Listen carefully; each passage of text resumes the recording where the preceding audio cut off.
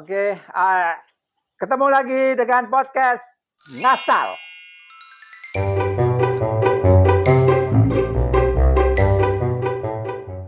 Kawan-kawan, kali ini kita akan ngobrol dengan salah satu pemain dagelan trotoar yang berperan sebagai ketua RW. Nah, menariknya di sini adalah kawan-kawan ya, dia adalah lurah sehari-harinya. Lurah di DKI Jakarta. Jadi jabatan dia sebagai pejabat di DKI, yaitu pejabat lurah. Artinya dia punya kuasa wilayah dan dia punya pengalaman bagaimana menghadapi masyarakat, persoalan masyarakat segala macam. Kita pengen tahu bagaimana sebenarnya kenapa dia mau terlibat di dalam dagelan trotoar. Ya memang dulu dia juga teater trotoar, tapi dia lebih pemegang musik dan pernah juga menjadi beberapa megang peran di teater trotoarnya di atas panggung. Nah sekarang dia terlibat di dagelan trotoar sebagai ketua RW yang rada-rada genit, ganteng, tukang nyisir, pokoknya seru kalau dilihat. Oke, kita ngobrol dengan Bapak RW yang sebenarnya adalah lurah beneran, tapi sekarang udah pensiun. Yes. Oke, selamat ketemu, Tok. Ya, selamat ketemu. Nah, Tok, kan lo selama ini kan yang aku tahu, ini dagelan trotoar kan idenya sebenarnya dari Ujang. Tapi kan ternyata dananya, peralatan segala macam itu dari ente lah sebagai pejabat kelurahan yang sebagai anak-anak trotoar yang alhamdulillah rezekinya paling lumayan ada lah ya, dan mau menyumbangkan uang dan segala macamnya untuk kita tuh gimana? Tapi tunggu dulu ya. Tadi sesuai dengan perannya saya tuh. Biasa Sebagai suruh Pak sutradara. RW. Iya. Ani kan juga pengen tahu nih jande muda yang katanya Mbak Heno si Ari bilang itu. Alasan. Udah deh, sekarang kita atur aja deh bagaimana baiknya deh. Udah dah. Kita atur Saya aja. sih mau pamit aja deh. Wah, Udah deh. Pak tapi RW, ya, kesian juga nih Pak Ustadz nih si Pak Juragan diobatin dulu dah. saya mau klik dulu ya. Dari jende. Jadi gini, akhirnya ya memang melihat Kekuatan teman-teman trotoar ini walaupun sudah tidak aktif lagi berkesenian yang dulu memang mereka berkesenian teater ya, namun di masa-masa tua ini dengan berkesenian itu vakum sekali. Nah, yang akhirnya mungkin supaya kita tidak ada kehilangan ya, berkesenian ya. Nah, melihat juga perkembangan media sosial. Media sosial ini kan selalu booming ya. Ya, sebagaimana kita ketahui banyak munculnya para selebgram yang menjadi artis. Ya, ini jadi kayak pengen ikut-ikutan nih teman-teman yang mungkin teman-teman apakah masih bisa berkesenian, yang akhirnya ide ini juga dicetuskan oleh saudara kita si Ujang London. Jadi pertama itu membuat suatu konten kreator di TikTok, di YouTube ya, untuk membuat.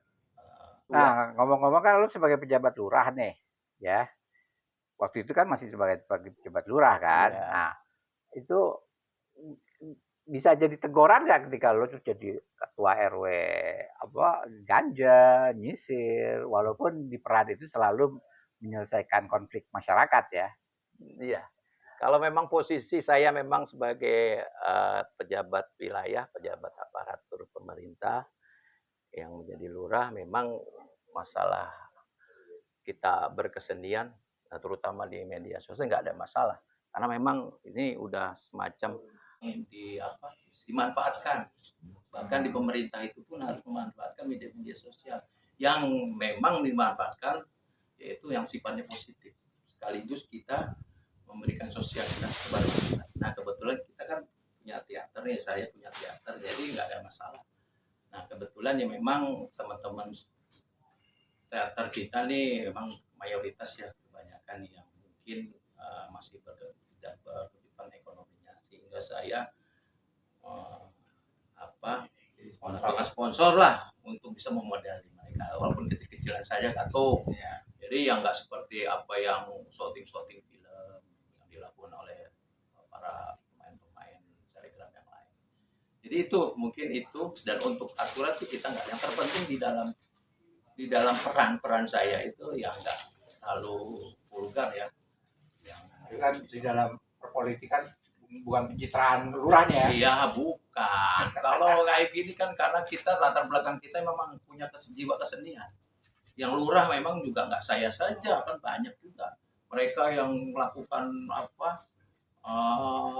bikin konten kreator itu di media sosial banyak. Bahkan contoh ya ada beberapa bupati, wali kota, gubernur itu latar belakang mereka itu ya dari melakukan satu kegiatan konten kreator. Iya. Memanfaatkan media sosial untuk ya terlepas dari persoalan apakah itu pencitraan, tapi sekaligus keterbukaan kepada publik ya. Nah itu. Jadi menurut saya sih nggak terlalu mengganggu buat sebagai saya posisi sebagai lurah. Tapi yang terpenting buat saya yang satu itu mengikat tali silaturahmi. Nah, juga. kalau soal uang segala macam ini kan keluar duit nih. Jadi sama bini gimana nih ya? Kalau bini mah ya kan bini juga punya pendaringan sendiri, punya kerja sendiri juga ya, sebetulnya nggak terlalu terganggu sih. Yang penting kita bisa mengatur aja buat jatah buat si istri dan buat kesenangan saya juga buat. Tapi nggak pernah ditegur kan? Ya kadang-kadang tegur cuma waktu saja, kadang-kadang waktunya kita harus bersama keluarga. Nah ini tiba-tiba harus ikut shopping, nah itu agak terganggu.